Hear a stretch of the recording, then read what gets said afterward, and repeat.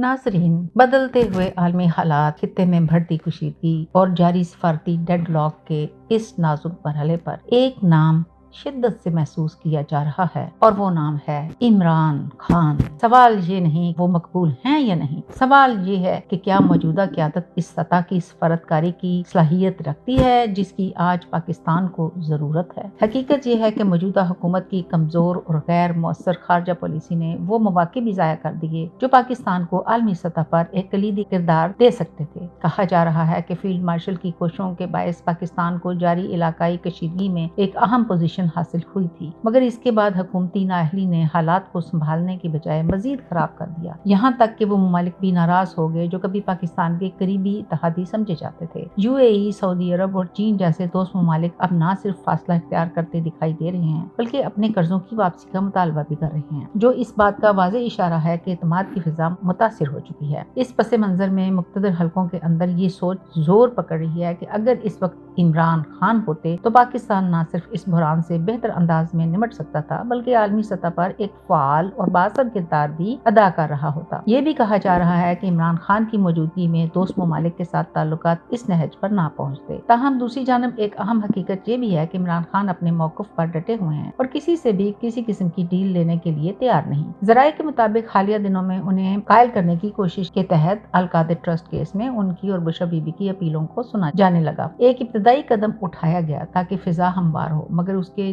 जवाब में इमरान खान ने अपनी शराइत पर कायम रहने का फैसला किया, जिसके बायस ये अमल आगे नहीं बढ़ सका। आज इस हवाले से एक हैरान कुन सूरत हाल भी सामने आई जब इमरान खान के वकील सलमान सफदर लाहौर से सुबह सवेरे इस्लामाबाद हाई कोर्ट पहुंचे तो मालूम हुआ कि कॉज लिस्ट ही मनसूख कर दी गई। इसके बाद इमरान खान की बहनें अदालत पहुंची और चीफ जस्टिस के दफ्तर से राब्ता किया, जबकि सीनियर वकील सलमान अकरम राजा ने वाज़ेह तौर पर कहा कि यहाँ दो इंसानों की आज़ादी का मामला है और वो चीफ जस्टिस से मुलाकात के बाद आइंदा का लाया अमल देंगे। बाद चीफ जस्टिस ऑफिस की जानिब से यकीन दहानी कराई गई कि अल-कादिर ट्रस्ट केस की समाअत आइंदा दिन मुकर्रर कर दी जाएगी, मगर इस तमाम सूरत हाल ने एक बार फिर अदालती अमल और सियासी मामलात के दरमियान ताल्लुक पर सवालात खड़े कर दिए हैं। दूसरी जानिब इमरान खान की बहनों ने इस्लामाबाद हाई कोर्ट के बाहर धरना दे दिया है, जिसमें दीगर सियासी शख्सियात भी शामिल हो रही हैं और उनका मौक़िफ़ वाज़ेह है कि जब तक केस की नई तारीख नहीं दी जाती वो वहाँ से नहीं उठेंगी। ये तमाम पेशरफ्त इस बात की अक्कासी करती है कि मामला महज एक केस का नहीं बल्कि एक बड़े सियासी और स्ट्रेटेजिक ताअत्तुल का है। इत्तलाहात ये भी हैं कि इमरान खान को मुसलसल ये बावर कराने की कोशिश की जा रही है कि वो डील कबूल करके मौजूदा हालात में अपना किरदार अदा करें, क्योंकि मौजूदा हुकूमत ना दाखिली बहरानों को संभाल पा रही है और न ही खारजा महाज पर कोई मौसर हिकमत अमली दिखा रही है, और इसके लिए मुख्तदर हल्के भी इस सेटअप से जान छुड़ाने के ख्वाह नजर आते हैं। ताहम असल रुकावट वही है,